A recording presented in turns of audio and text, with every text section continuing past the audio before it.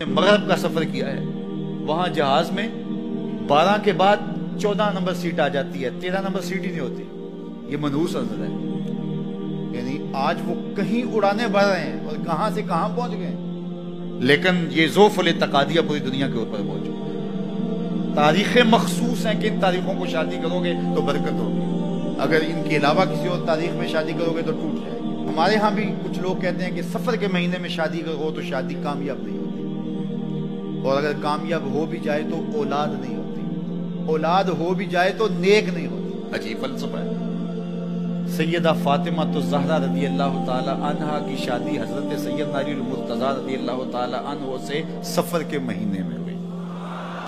مجھے بتاؤ، ایسی کامیاب شادی بھی کوئی ہو سکتی ہے اور ایسا اچھا جوڑا بھی کوئی ہو سکتا ہے؟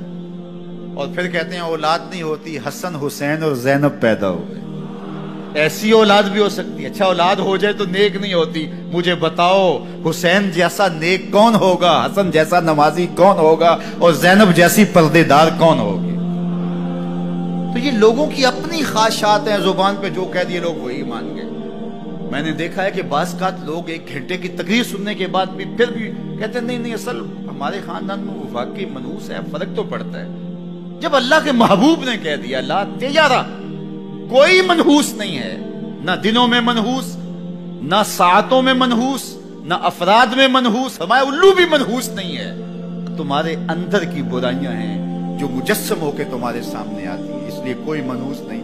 ہمارے والدین نے بچپن میں ہی ہمیں یہ باتیں اچھی طرح سے ازبر کروائیں اور ہماری تربیت اس طرح کی کہ ہم الحمدللہ کبھی بھی ذوف الاتقادی کا شکار نہیں ہوئے۔ تو آپ بھی اپنی اولادوں کی ابھی سے ایسی تربیت کریں کہ ان کا توکل اللہ پر ہو، ان کا توکل اللہ کی بابرکت ذات پہ ہو، اور وہ اسی پہ بھروسہ کرنے والے ہوں۔ جب اس پہ بھروسہ کرنے والے ہوں گے تو زندگی سوکھی گزرے گی، کبھی مشکل آ بھی جائے گی تو پریشانی نہیں ہوگی کہ دیکھیے کبھی خنداں کبھی گریاں، کبھی اللہ کچھ عطا کرتا ہے کبھی کچھ عطا کرتا ہے۔ وہ محمود غزنوی کو بوڑھے لوگ محبوب تھے، لیکن سب سے زیادہ محبوب ایاز تھا۔ تو ایک دن اس نے اس کو خربوزہ دیا تو وہ چٹخارے لے کے کھا رہا تھا۔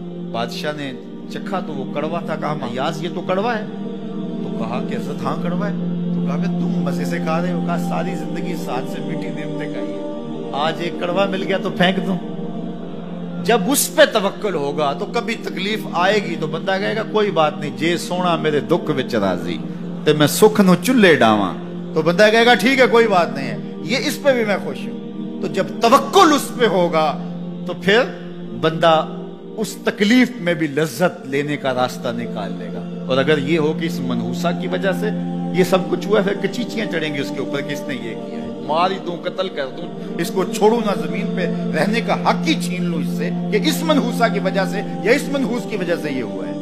کوئی کسی کی وجہ سے نہیں ہوتا، یہ ہماری اپنی بدعمالیوں کی سزا ہے۔ اگر کوئی ہمیں نقصان در نقصان ہو رہا ہے تو توبہ کریں، اپنے گناہوں پہ